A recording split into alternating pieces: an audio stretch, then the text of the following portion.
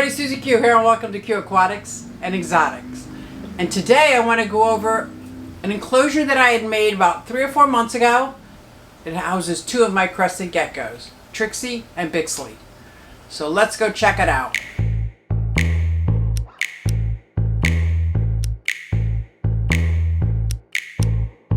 These guys are still sleeping because they're crepuscular, and they're more active at dusk and dawn. It's not quite dusk yet, so they're still sleeping.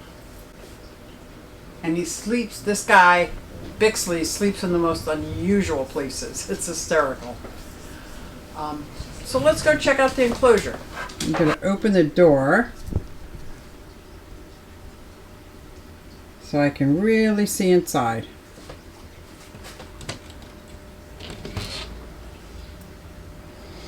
And first of all, I want to show what's on the door.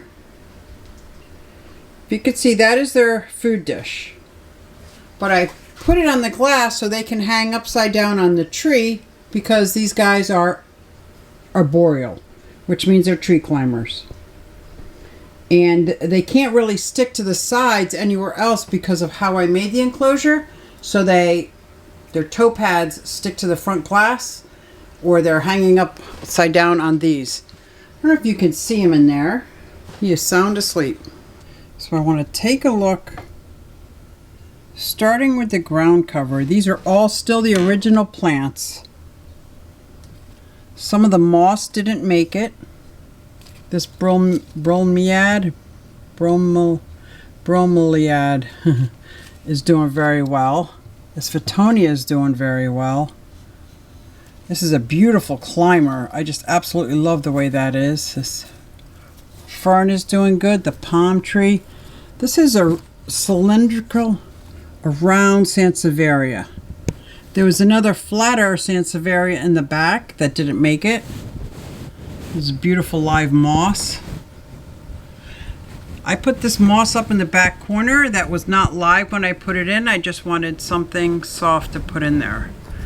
This is what's like a ribbon plant. This is what's called a ribbon plant, but it's in the Dracania family. They love to climb on that. We still have lots of leaf litter. Let's see if we can see some isopods or springtails. Of course, I can't find any at the moment. But this tank on the floor is filled underneath all that leaf litter and wood pieces is isopods, which is like my cleanup crew. Isopods and springtails are my cleanup crew for here, so I don't ever go in there and clean up their waste. The isopods and springtails actually thrive on it. So that is one side of the enclosure. And this is what I did to make the divider in case they weren't going to get along. I could instill this divider that I made with some air ferns on it and put it in there so that it would be like 2 separate enclosures just in case they were getting on each other's nerves. I have that ready. So far they get along swimmingly. Over here I have another fern. Some more Fittonia back there that does very well. Bromeliad. Got some nice fern. Got a nice fern here. And some more live moss. I tried to mimic plants on both sides. So you can still see that I still have some good fern. A lot of leaf litter that helps feed my isopods. That Sansevieria made it very well. Now you might say, well, okay, there's Bixley. Where's Trixie? Well, inside, this is a hollow log that's silicone to the side that I kept it hollow on purpose. And she likes to climb up in there and sleep at night. She comes out when the lights go out. I have seen them mating several times. Oh, no, I see some feet. If you look at that Sansevieria, look what's wrapped around it. Those are her toe pads right there. So she is behind that. I'm certainly not going to disturb her. But I just think that is absolutely adorable. But right now, because it's only been 3 or 4 months, I want them to get used to their enclosure. So honestly, I think the plants held up very well. I got a lot of these plants at the most amazing store ever, and it was in Philadelphia. So if you're interested in seeing that store, and if I was going to have a store, this is what I would model it after. It was an absolutely amazing plant and reptile and amphibian store, and as soon as I walked in, I did not want to leave. So I got a lot of my plants there, and I hope you check it out, Exotics, and I'll put that link in there. You got to check it out. I know Rachel O'Leary's gone to the store and she loved it. I absolutely loved it. If you're ever in Philadelphia and you're interested in reptiles, amphibians, plants, you got to check it out, Exotics. So I really like the crested gecko. They're so, compared to some of the reptiles that I have, they're very easy to care for. Their temperature would be about room temperature, at least in my room temperature, between 72 and 80. They can go down to 65 at night, which is really good. They like high humidity, around 60 to 80%. So what I do is I mist this twice a day. When I first wake up in the morning, I use this pressurized mister to mist all my enclosures that need high humidity. And check out the link. I put together a video on how I mist my enclosures every morning. I think I called it, I wet my plants. Staghorn fern is really nice. The temperature wise is good. They don't need UVB, but I do have a long UVB light on this tank. Anyway, but it's on a timer, so they'll automatically go off. I want to go through some of the lighting, and a lot of the lighting is especially for the plants. So let's check out the lighting. I don't know if I can see the lighting without blinding you. Yeah, the lighting is up here. It's a UVB light and a fluorescent light, basically for the plants. And it's set up on a timer. So first thing in the morning, the lights come on. That reminds me to mist them. When I come home and before bed, I'll take out their food, mist it all down again, make up some fresh food, and put it back in there. And for food, I have a variety of rapashi that I use. So we got banana cream, grubs and fruit. I like this because it's got a lot of insect material in it. A lot of fruits and bugs.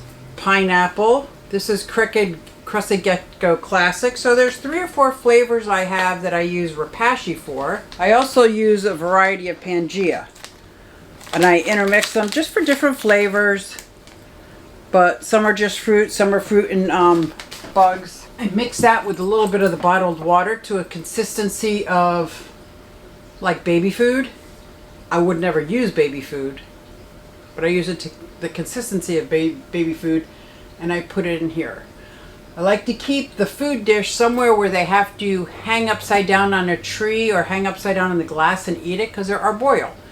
So that's what they do. They walk around, they climb the trees, they climb on each other.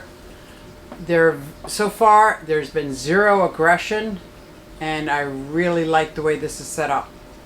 And if you're interested in how I set up a bioactive tank, I put a video together on how to put together a bioactive enclosure in 10 easy steps. The reason I put black vinyl up here so you didn't see, so I have a false bottom on here so that I can water this a lot and none of the soil is sitting in water, because sometimes if the soil is sitting in water, it can get like really disgusting and bacteria and gross. I have seen them mating at night, which is pretty cool. This is in my bedroom closet, so sometimes I can hear them and I don't turn the light on. Other times I'll shine my phone light on them, which is pretty cool.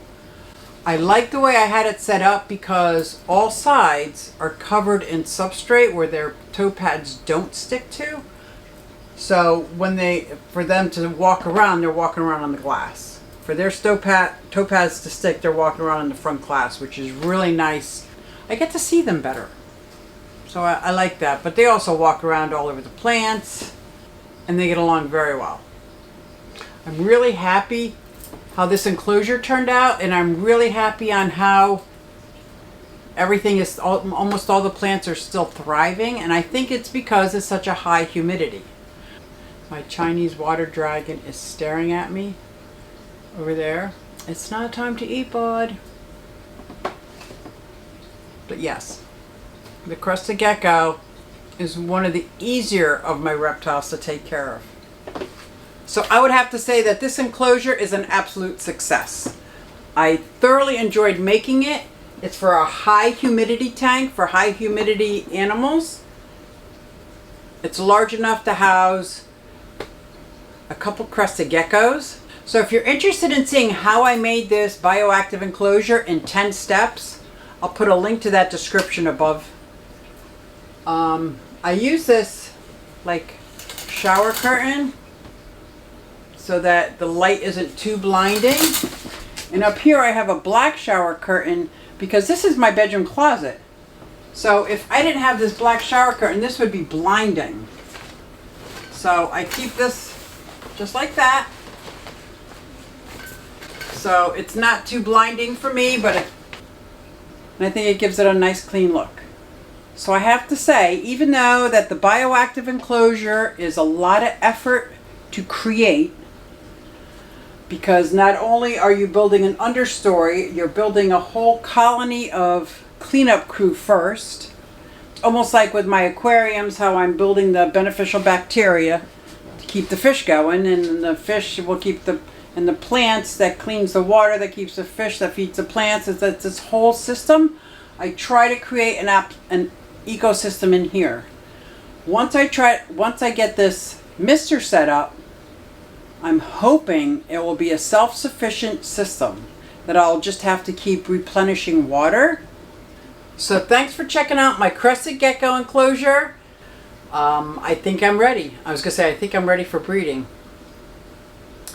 I think I'm ready to breed these guys. I guess they do it themselves. Thanks for coming along and checking out my crested gecko enclosure. My breeding crested gecko enclosure for both Trixie and Bixley. They like it in there, I like it, and I hope you like it. So thanks for coming along, and I will see you next time.